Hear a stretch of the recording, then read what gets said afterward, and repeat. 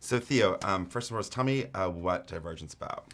Divergent is basically an action-adventure story about a woman, a girl, Triss, who belongs to this future society. It's built up of 5 factions, and she has to choose which faction she's going to go into, basically, on graduation. And she chooses against the grain. She chooses to go into the military faction against the will of her parents. And it's really about her finding herself and realizing that within that she doesn't fit into the mold. She's something called divergent, which in this social construct is dangerous. And what happens through the course of the movie is you find out that there is essentially fissures in the social network, in the social and in the democracy, I should say, and she is part of that, and a war starts basically, and it becomes a kind of war movie.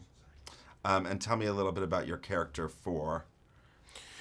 I played Four, who is one of the Dauntless leaders. He's one of these, the instructors, should we say, in the Divergent world. And she meets him, and we don't really know what his motivations are, where he stands, really. And there's a clear attraction between him and Triss, but you're not sure if this guy is batting for good or bad, basically. And through the course of the movie, you realize that he's actually someone who's motivated by something beyond him, so a greater good, nobility, and the good of the faction system. But he realizes that it's being broken apart by Janine, who's played by Kate Winslet, and basically he is divergent as well. We find out, and together they take her on, basically. And I know the movie is obviously just, it's a piece of entertainment. It's an epic adventures for popcorn, have fun, but people seem to be pulling these relevant themes out of it. Do you see those? Did you see them when you were filming, or see them now once you saw the movie? I definitely saw them when I read the book, and I wanted to make sure that they were integral to the film, because I think that's what elevates it beyond just a kind of popcorn epic, studio movie. It's entertaining, but at the same time, it has these greater themes and ramifications. One is the theme of choice. Triss makes several big choices in her life, and it's the question of determinism. Whether these choices you make affect your destiny, or perhaps are you just part of your pawn to fate, essentially, and whether these choices really affect you in later life. Another theme which I found really interesting, specifically with Four, is the concept of fear. It's not about being fearless. It's about having fears, but knowing how to respond to them and knowing how to rise above them and conquer them, essentially. Tell me a little bit about working with Neil. Neil is a very cool dude, and he's also a very smart and a man with consummate taste, and that really helps in a movie like this. It doesn't cater to the lowest common denominator. It's a very smart movie, and he's a smart filmmaker, and I was really impressed how he retained that. The film has a lot of integrity, as we said. It keeps bigger questions for the audience to ponder over even after the film's made. And on top of that, he's managed to create a film that keeps a lot of pace. So within these bigger questions, within this human story, this love story, this war movie, there's something bigger, there's something more tangible, something meatier there for the audience to grab hold of.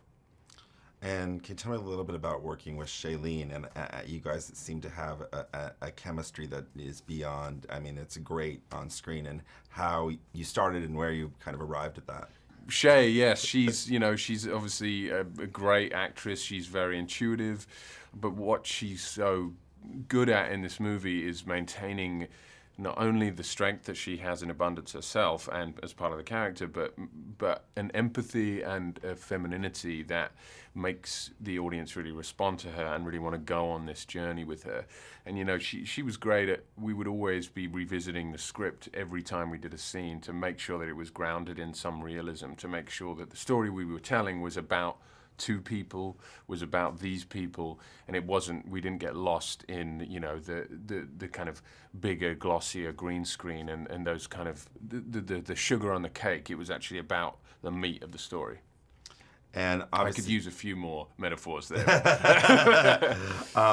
obviously written by a young woman who was present and there occasionally. Did you find it helpful? Did you use her as a resource, or did you just think her book was the resource besides the director? How did you sort of deal with the Veronica element? Yeah, I mean, it was a tough one because having the novelist there, your instinct is to use her as a resource and mine that as much as possible. But I had to fight against that because I thought from the beginning that I needed to use her source material but not get kind of embroiled in the specificity of how she viewed the character necessarily. I needed to be kind of strong and forthright with my instincts and how I wanted to play the character. And as soon as I read the character anyway, it doesn't always happen with characters. You know, sometimes it takes a little bit more work, but with Four, I had an immediate epiphany with him, not epiphany, empathy with him, and I could see where I wanted to take the character. So I asked her some questions about the world to set myself in it, but